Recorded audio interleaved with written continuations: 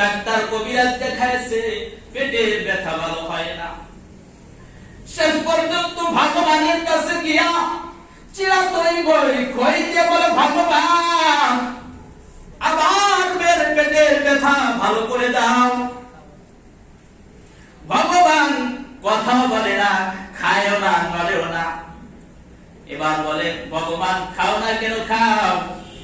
আসলে ভগবান তো খায় না, আর সে সামনে খাবে কেমন? খায় তো কুত্তা, বিড়াল, গরু সামনে খায়। যে কাতে খায়, মানুষ খায়, শয়তানে খায়। জোরে বলেন ঠিক কি? সে সামনে কেউ আসতেও পারে না, খাইতেও পারে না।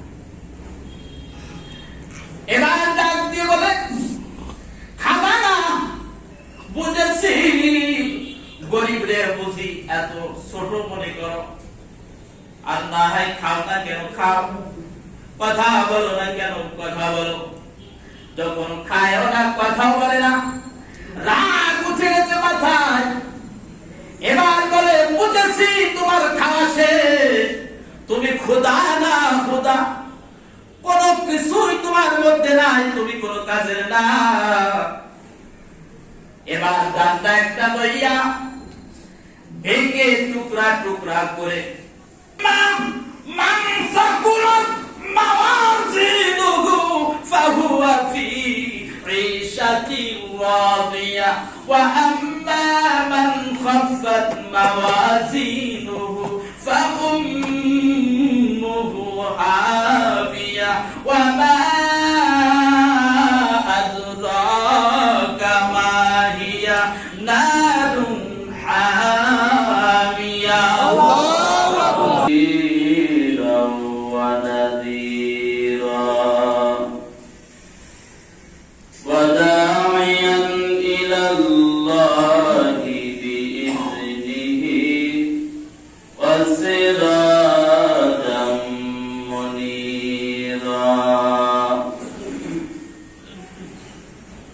أما بعد فقد قال الله تبارك وتعالى في كلامه المجيد وفرقانه الحميد. أعوذ بالله من الشيطان الرجيم. بسم الله الرحمن الرحيم. وما خلقت الجن والإنس إلا ليعبدون. صدق الله مولانا العظيم وصدق رسوله النبي الكريم ونحن على ذلك من الشاهدين والشاكرين والحمد لله رب العالمين. সকলে মহব্বতের সহিত দুরূদ ইব্রাহিম পাঠ করুন। আল্লাহুম্মা সাল্লি আলা মুহাম্মাদিন ওয়া আলা আলি মুহাম্মাদ কামা সাল্লাইতা আলা ইব্রাহিম ওয়া আলা আলি ইব্রাহিম ইন্নাকা হামিদুম مزيد. اللهم بارك على محمد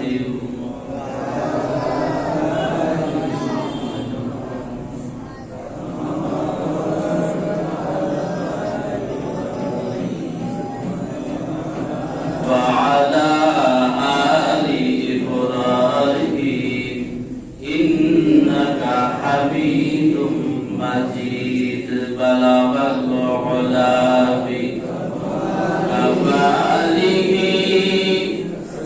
كشف الدجى بجماله كملت جميع خصاله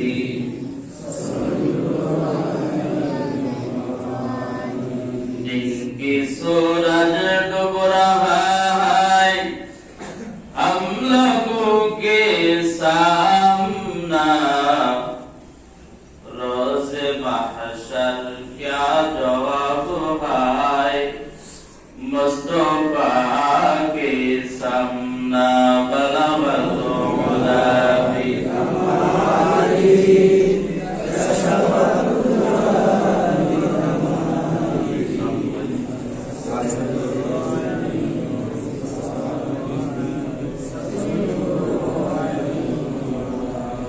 سبحانك لا علم لنا إلا ما علمتنا إنك أنت العليم الحكيم الحمد لله মহান আল্লাহ সুবহানাহু ওয়া তাআলা দরবারে লাখো কোটি শুকরিয়া রব্বুল আলামিন আমাদেরকে সৃষ্টি করেছেন একমাত্র তার ইবাদত বندگی করার জন্য আল্লাহ পাক রব্বুল আলামিন বলেন আমি তোমাদেরকে সৃষ্টি করেছি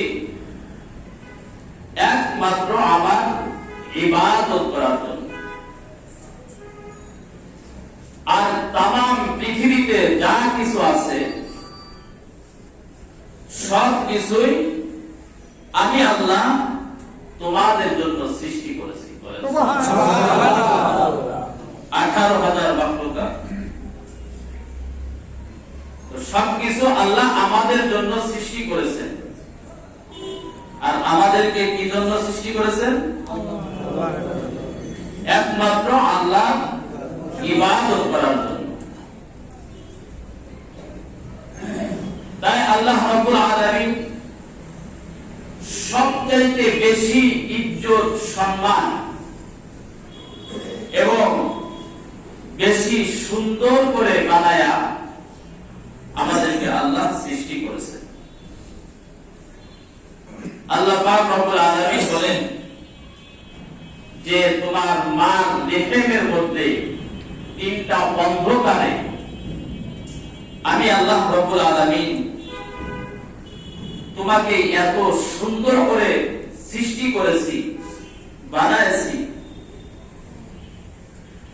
তোমরা যদি অন্ধকারের মধ্যে কোনো জিনিস বানাও তাহলে সুন্দর হবে না চোখ কোন জায়গা লাগাতে হবে অন্ধকারের মধ্যে হাতায় দেখা যাবে যেখানে লাগানোর কথা সেখানে না লাগায় পিছনে লাগাই বলেন ঠিক কিনা তো আল্লাহ রাব্বুল আলামিন বলেন আমি রেহেমের মধ্যে আস্তে আস্তে ধাপে ধাপে তোমাকে বানাইছি আর তোমাদের জন্য আমি আল্লাহ সব কিছুর আয়োজন করেছি এই জমিনকে আমি আল্লাহ তোমাদের জন্য বিছানা বানিয়ে দিয়েছি ওয়াল্লাযী জাআলা লাকুমুল আরদা ফিরাশা আল্লাহ বলেন আমি জমিনকে তোমাদের জন্য বিছানা বানিয়ে দিয়েছি কে বানাইছেন আল্লাহ আল্লাহ রাব্বুল আলামিন বলেন এই জমিনেতে তোমরা বসে আছো এই জমিনকে আমি আল্লাহ তোমাদের অনুগত্য বানায় দিয়েছি আর জমিনকে জানায় দিয়েছি হে জমিন কোন শব্দ করবে না আমার বান্দা তোমার উপরে জিনা করবে সুদ খাবে ঘুষ খাবে চুরি ডাকাতি করবে মদ খাবে গাঁজা খাবে তোমার উপরে বসে আড্ডা মারবে নাচবে গান গাবে তুমি কিন্তু কিছু বলো না এর সহ্য করা কান্দে নিয়ে রাখো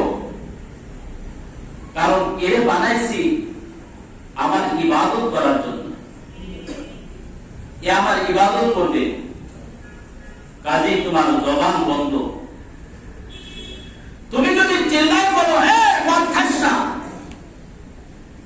তখন কিন্তু আমার বান্দা আটকা পড়ে যাবে। এ যখন আবার তওবা করবে, আমি আল্লাহ রাব্বুল আলামিন তার জিন্দেগির পুরো মাফ করে দিব। আল্লাহ বলেন, হুয়াল্লাযী জাআলা লাকুমুল আরদা জালুলান ফামশু ফি মানাকিবিহা ওয়া কুলু মির রিজকি ওয়া ইলাইহিন নুশুর। রে বান্দা, আমি আল্লাহ রাব্বুল আলামিন জমিনকে তোমাদের অনুগত্যশীল করে দিয়েছি। ফামশু ফি মানাকিবিহা, এই জমিনের কাঠের উপরে তোমরা চলাফেরা করো। জমিন কিছু বলে না, তোমরা যতই অন্যায় করো, অপরাধ করো, জমিন কথা বলে না।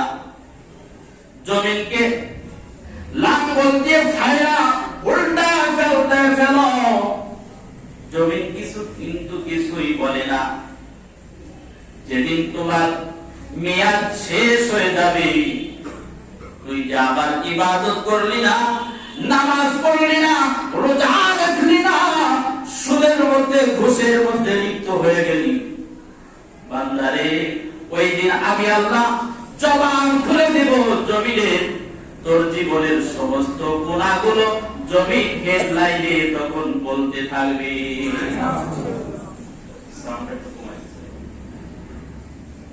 জমিন বলতে থাকবে। আল্লাহ রাব্বুল আলামিন কুরআনুল কারীমের মধ্যে বলেন, ইযা যুলজিলাতিল আরদু জিলজালাহা ওয়া আখরাজাতিল আরদু আসকালাহা ওয়া ক্বালাল ইনসানু মা লাহা ইয়াওমা ইযিন তুহাদ্দিসু আখবারাহা বিআন্না রাব্বাকা আওহা লাহা। জমিন হয়ে গেছে। মুহাদ্দিসিনগণ বর্ণনা দেয়, কিসের বর্ণনা? আখবারাহা, খবরের জমা। খবরের অর্থ হলো সংবাদ। জমিন তখন হেডলাইনে বলতে থাকবে, আল্লাহ আমার উপরে জিনা করেছে, সুদ খেয়েছে, ঘুষ খেয়েছে, মদ খেয়েছে, তাস খেয়েছে, গাঁজা খাইছে, চুরি ডাকাতি করছে, অন্যের হক নষ্ট করেছে, আমানতের খেয়ানত করেছে আমার উপরে। তখন বলছে, তুমি যদি বলো তাহলে আমি তো শেষ, আমার বাঁচার কোনো উপায় থাকবে না। ওয়াকালাল ইনসানু মা লাহা, রে জমিন তোর কি হলো, তুই এগুলো কেমনে বলস? আল্লাহ রাব্বুল আলামিন নবীজিকে ডাক দিয়ে বলেন, ও নবীজি, জমিন কেমনে কথা বলবে জানেননি? বিআন্না রাব্বাকা আওহা লাহা, আপনার রব হুকুম দিয়েছে, তাই জমিন এক একটা করে মানুষের গুনাহ হেডলাইনে বলতে থাকবে। এখন বলে না। আল্লাহ রাব্বুল আলামিন বলেন, আমি আকাশকে সৃষ্টি করেছি, এত উপরে খুঁটি ছাড়া, পিলার ছাড়া আমি সৃষ্টি করলাম। এই আকাশ কে সৃষ্টি করছে? আল্লাহ। তাদের জন্য, আমাদের জন্য। এই আকাশ, আকাশ কি কোন সময় ভাঙে পড়ে? না। এক টুকরা ভাঙে পড়ে? একটা চলটা ভাঙে পড়ে কোন সময়? কেন পড়ে না? আল্লাহ বলেন, وَجَعَلْنَا السَّمَاءَ سَقْفًا مَحْفُوظًا, আমি আসমানকে বানাইছি নিরাপদ ছাদ হিসাবে মাহফুজ নিরাপদ ছাদ, সে কখনো ভাঙে পড়ে না। রে দুনিয়ার মানুষ, তোমার জন্য আমি আল্লাহ রাব্বুল আলামিন পানিকে নিয়ন্ত্রণ করে দিয়েছি। আমি তামাম পৃথিবীতে পানি সাপ্লাই দেই। তোরা তো দেখোস না, প্রত্যেকটা ডিস্ট্রিক্টে আমি আল্লাহ নদী দিয়েছি। পদ্মা, মেঘনা, যমুনা, সুরমা, ব্রাহ্মণপুত্র, কুশিয়ারা, এইভাবে প্রত্যেক জেলার মধ্যে আমি এক একটা নদী দিয়েছি।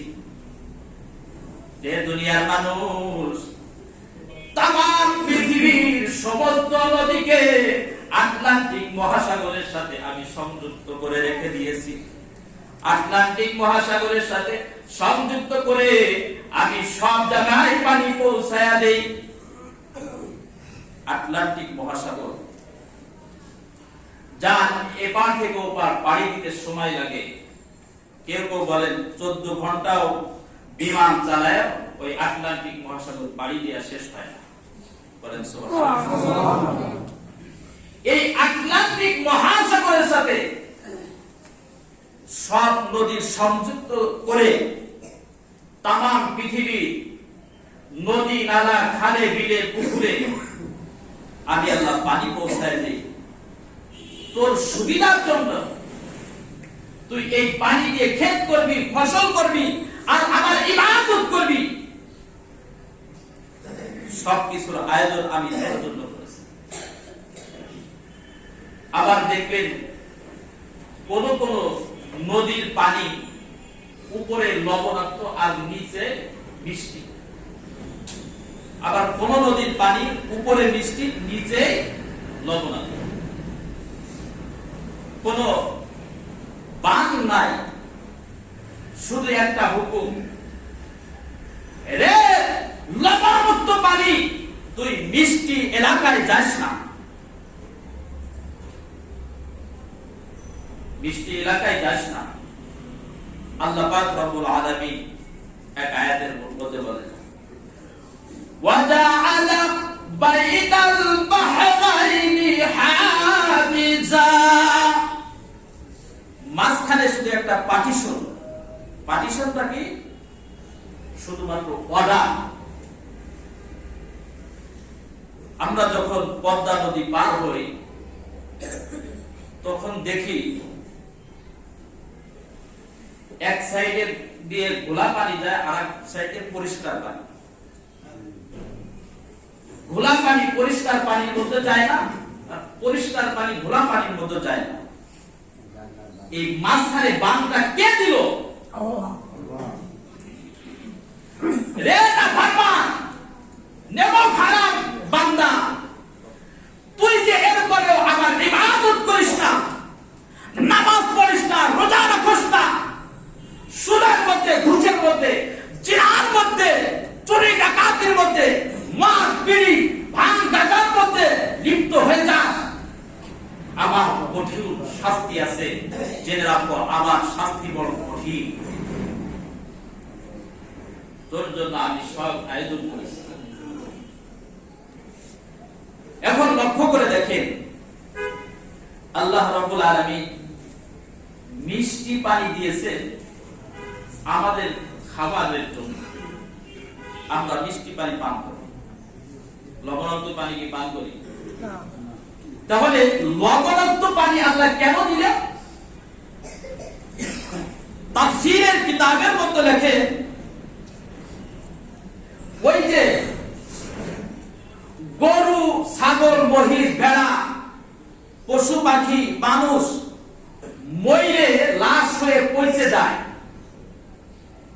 নদী এগুলোকে ভাসায়া লবণাক্ত পানির মধ্যে ডুবায় দেয়। আর লবণাক্ত পানি এর পয়জনটাকে নষ্ট করে দেয়, যাতে করে আবহাওয়া, বাতাস নষ্ট না হয়। কারণ যদি বাতাস নষ্ট হয়ে যায়, সাপের বিষ, গরুর বিষ, মহিষের বিষ, মানুষের বিষ, জঙ্গলের বিষ, সব বিষ একত্রিত হয়ে আবহাওয়া যখন নষ্ট হয়ে যাবে, এই নষ্ট আবহাওয়া তোর নাক দিয়ে ভিতরে যাবে, ভিতরে যত পার্টস পাতি আছে সব নষ্ট হয়ে যাবে, ধ্বংস হয়ে যাবে। এই জন্য আমি আল্লাহ এই সিস্টেম করেছি যাতে তোর কোনো কিছু অসুবিধা হয় না, তোর পার্টস পাতি নষ্ট না হয়। কেন? তুই না আমার ইবাদত করবি, তুই না আমাকে সিজদা দিবি, তুই না আমাকে সিজদা দিবি, তোর জন্য আমি সব কিছুর আয়োজন করে রাখছি। আল্লাহ পাক রব্বুল আলামিন বলেন, ওয়াজআলা খিলালাহা আনহারা ওয়াজআলা বাইনাল বাহরাইনি হাজিজা আইলাহুম মাআল্লাহ।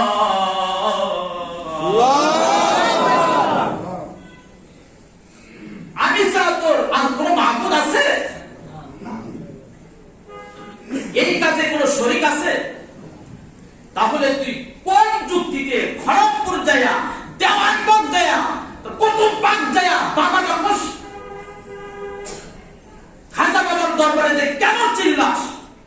তোর কি শরম করে না? আমার থেকে তোরে কে সরাই? আল্লাহ রাব্বুল আলামিন বলেন, ইয়া আইয়ুহাল ইনসানু মা গাররাকা বিরাব্বিকাল কারীম। রে বান্দা, তোরে কোন জিনিসে, কোন বস্তু, মা গাররাকা কোন গাথা তোরে বিরাব্বিকা তোর রব থেকে সরাইলো, কারীম যিনি হলেন দয়ালু দানশীল। এই আল্লাহ থেকে, আমার থেকে তোরে কে নিল? ওই যে দেওয়ানবাগ, কুতুববাগ, ভান্ডারি, কে নিল তোরে?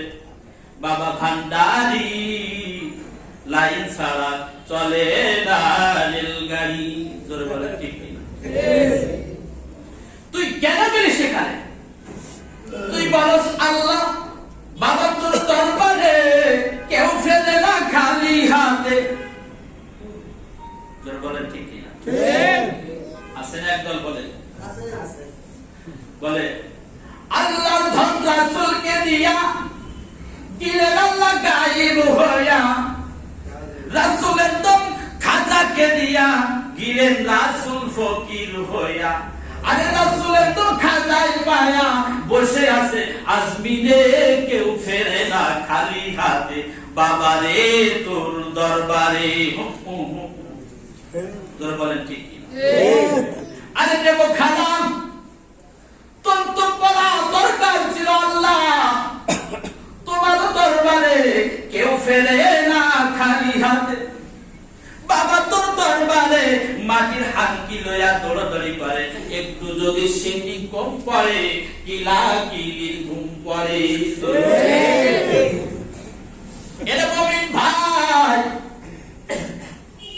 প্রভুর দরবারে যে কোনো ডাক দেয়, একবার মুসলিম গভীর রজনীতে ডাক দিয়ে তাকে সাড়া পেয়েছে। এক হিন্দু ভদ্রলোক, তার মেয়ের পেটে ব্যথা, অনেক ডাক্তার কবিরাজ দেখাইছে, পেটের ব্যথা ভালো হয় না। শেষ পর্যন্ত ভগবানের কাছে গিয়া চিরাতই বই কইতে বলে, ভগবান আমার মেয়ের পেটের ব্যথা ভালো করে দাও। ভগবান কথাও বলে না, খায়ও না, বলেও না। এবার বলে, ভগবান খাও না কেন? খাও। আসলে ভগবান তো খায় না, আর শেষ সামনে খাবে কেমনে? খায় তো কুত্তা, বিড়াল, গরু সামনে খায়। যে কাতে খায়, মানুষ খায়, শয়তানে খায়। জোরে বলেন ঠিক কিনা? সে সামনে কেউ আসতেও পারে না, খাইতেও পারে না। এবার ডাক দিয়ে বলে, খাবা না? বুঝেছি গরিবদের বুঝি এত ছোট মনে করো, আর না হয় খাও না কেন? খাও। কথা বলো না কেন? কথা বলো। যখন খায়ও না, কথাও বলে না, রাগ উঠে গেছে মাথায়।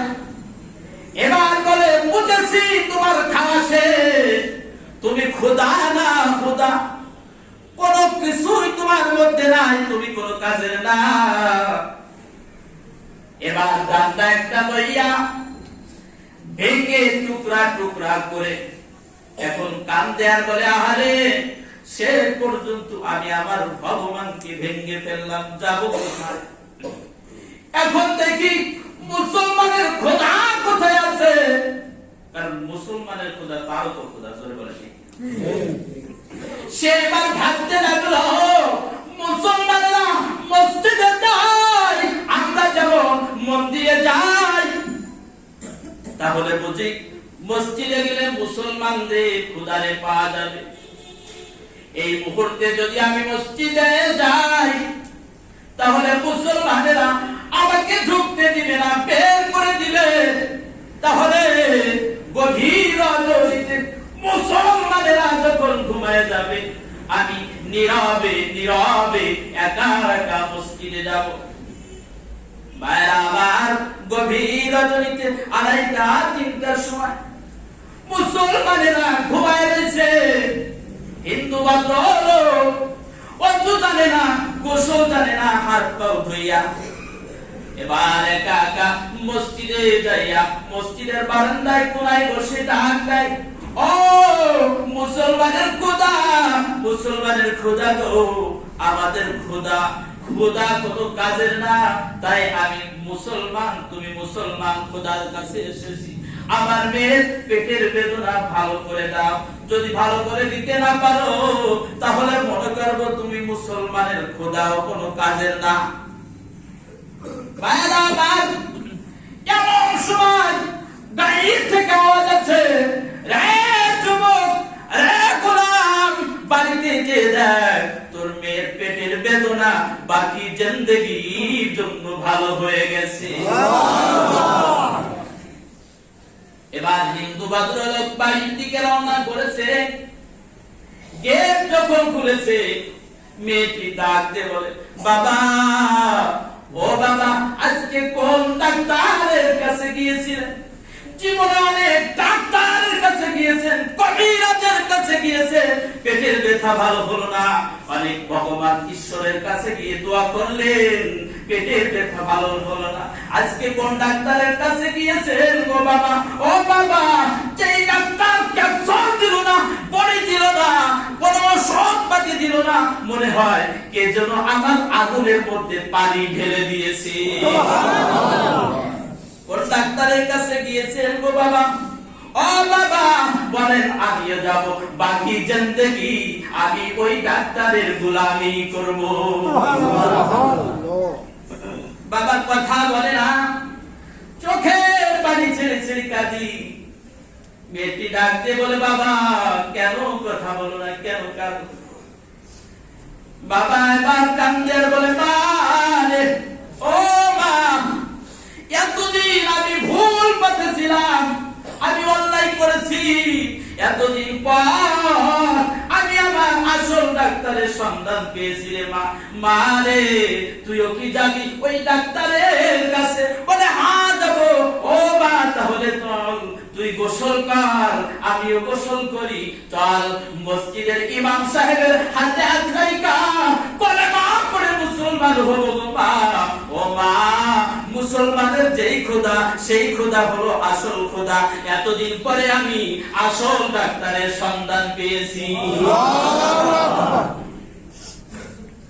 আল্লাহ বলেন, এর নাম খারাপ, আমি তোর জন্য দয়ালু, তোর জন্য দয়া করি, আর তুই বাবারে জায়গা, তুই বাবার দরবারে গিয়ে বেটা চাস, তোর স্মরণ করে না। এই আয়াতের ব্যাখ্যায় তাফসীরের কিতাবের মধ্যে লেখে আল্লামা ইয়াহইয়া ইবনে মাআজ রাহমাতুল্লাহি আলাইহি বড় একজন আল্লাহর ওলি ছিলেন, একজন ওয়াইজিন বক্তা ছিলেন। তো উনি যখন আলোচনা করতেন, ওয়াজ করতেন, প্রত্যেকদিন কমপক্ষে 10 জন, 20 জন, 30 জন, 40 জন লোক কলিজা ফেটে মারা যায়। এত বড়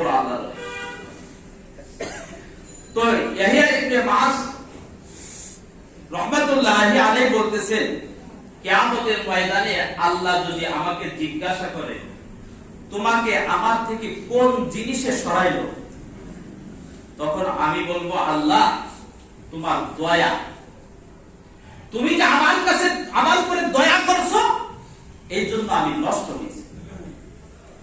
কিভাবে? এটা বুঝতে হলে একটা ঘটনা বুঝতে হবে। সন্তানের উপরে মার দয়া মায়া অনেক বেশি, জোরে বলেন ঠিক কিনা? অনেক সন্তান কিন্তু মার দয়া মায়ার কারণে নষ্ট হয়ে যায়। কি বলেন ঠিক কিনা? হে মাদ্রাসা থেকে এসে বলে মা, মাদ্রাসার সব ছাত্ররা গরম ভাত খায় আর আমাদের দেয় পানি ভাত। মার তো দয়া মায়া বেশি, মা করে পুত্রে আর তো মাদ্রাসায় দেওয়া লাগবে, আসলে তার পান্তা ভাত দেয় না। তাহলে এই কথা কেন বললো? সে নষ্ট হইতো, জোরে বলেন ঠিক কিনা? তো মার দয়া মায়াকে পুঁজি করে অনেক সন্তান নষ্ট হয়।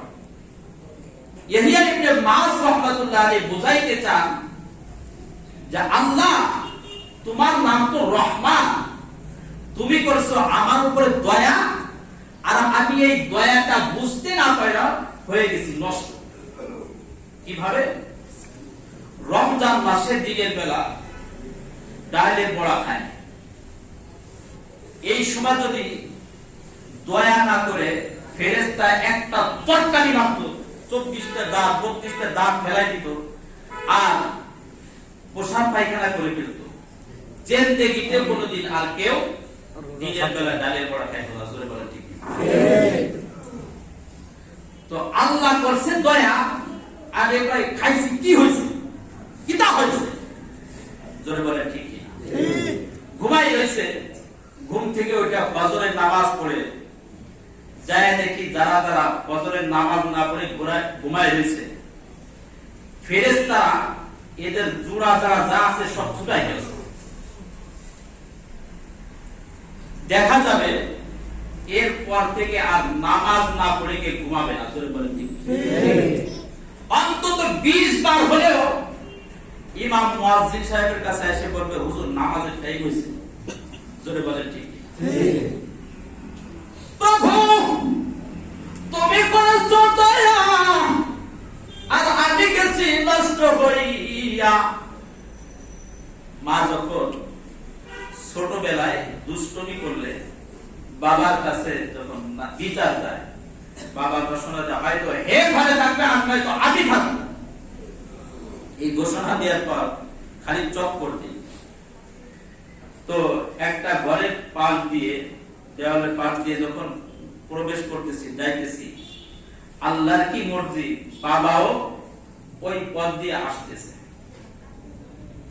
তো আমি তো আর বুঝতে পারি না। যখন সামনাসামনি মুখোমুখি হয়েছি, এখন কই ইন্না লিল্লাহ, বাবা কা এই দৌড় দিস না, ঠ্যাং ভেঙে দেব কি। আমিও চিন্তা করি এখন যদি দৌড় দেই তাহলে জীবন বাঁচত না, এখন তো আমার উপরে গজব নাজিল হবে। কি করব? এই গজব থেকে বাঁচার জন্য দোয়া ইলিশ খতম ইলিশ পড়া শুরু করলাম, লা ইলাহা ইল্লা আনতা সুবহানাকা ইন্নী কুনতু মিনাজ জালিমিন। কিন্তু তাতেও কোনো কাজ হয় না। বাবা ধইরা বাড়িতে নিয়ে লাঠি একটা হাতে দিছে, আমার উপরে শুরু হবে আযাব নাযিল হবে। এই শোনার চিৎকার দিয়ে বলি মা বাইরে ফেললো। মার দয়া মা বেশি না কম? বেশি। মা এমনি দৌড় দিয়া সন্তান আর লাঠির মাঝখানে যায় ঢুকা যায়, ঢুকা বলে মাইরেন না গো, আর কখনো দুষ্টমি করবে না। মা কিন্তু ভালো করে জানে আমি মার খাওয়ার পরেও দুষ্টমি ছাড়তাম না, ঠিক? মা বাধা হয়ে দাঁড়ায়, ঠিক চাকরি করে আল্লাহ রাব্বুল আলামিন বলেন বান্দারে তুই যখন নামাজ পড়ছ না, রোজা রাখছ না, হজ করছ না, যাকাত দিস না, বান্দা সুদের মধ্যে, ঘুষের মধ্যে, জিনার মধ্যে লিপ্ত হয়ে যায়, মদ খাওয়া, মদ তারি, হিরোইন, ভাঙ, গাঁজা, পেনসিলিন এইগুলো খাওয়া শুরু করে দিই, চুরি ডাকাতির মধ্যে লিপ্ত হয়ে যায়, চুরি ডাকাতি এভাবে অন্যায় অপরাধ করতে থাকো, তখন আমার গজব চাই তোকে পাকড়াও করার জন্য। আমার গোসা, আমার গজব তোকে পাকড়াও করতে চাই। কিন্তু আমি আল্লাহ দয়ালু, দেখি রে আমার বান্দা মরে যাবে, ধ্বংস হয়ে যাবে, এই জন্য আমি আমার দয়াকে ডাক দিয়ে বলি, ইন্না রাহমাতি গযাবাত সাকাতি। দয়া গজব নাজিল হওয়ার আগে তাড়াতাড়ি দৌড়বে, আমার বান্দার গজবের মাঝখানে দাঁড়ায়া তুই বল, গজব রে নাজিল হোস না। এবার রমজানে ডালের পরে খাইছে রে, সামনের রমজানে আর খাইতো না। ঠিক জোরে বলেন, ঠিক কি না? আল্লাহ বলেন আমি করছি তোর উপরে দয়া, আর তুই গেছস তা নষ্ট হইয়া। জোরে বলেন, ঠিক কি না? এজন্য ইহয়া ইবনে মাস রাহমাতুল্লাহ আলাইহি বলেন, কিয়ামতের ময়দানে আল্লাহ যদি আমাকে বলে যে তোমাকে কে নষ্ট করলো, কে তোমাকে আমার থেকে সরাইলো, তখন আমি বলবো আল্লাহ তোমার দয়া। তুমি যদি দয়া না করতা, সাথে সাথে শাস্তি দিয়ে দিতা, তাহলে আমি আর এত নষ্ট হইতাম না। আল্লাহ রাব্বুল আলামিন বলেন, আমি যেমন আগে দয়া করছি, মরার পরেও আমার দয়া ছাড়া কেউ বাঁচতে পারবে না। বলেন সুবহানাল্লাহ। এখন দয়া ছাড়া বাঁচা যাবে না। বলেন বাঁচা যাবে না, কারণ সিস্টেম তো দিয়ে রাখছে, ফেরেশতারা তো ধরে ফেলবে সিস্টেম অনুযায়ী। জোরে বলেন, ঠিক কি না? সিস্টেম অনুযায়ী ধরা পড়ে গেছে, কারণ সিস্টেম তো হলো যার নেকির ওজন বেশি হবে সে জান্নাতে যাবে, আর যার গুনাহের ওজন বেশি হবে সে কি কোথায় যাবে? জাহান্নামে। ফাআম্মা মান সাকুলাত মাওয়াজিনুহু ফাহুয়া ফি ঈশাতিন রাদিয়া ওয়া আম্মা মান খাফফাত মাওয়াজিনুহু ফাউম্মুহু হাবিয়া ওয়া মা আদরাকা মা হিয়া নারুন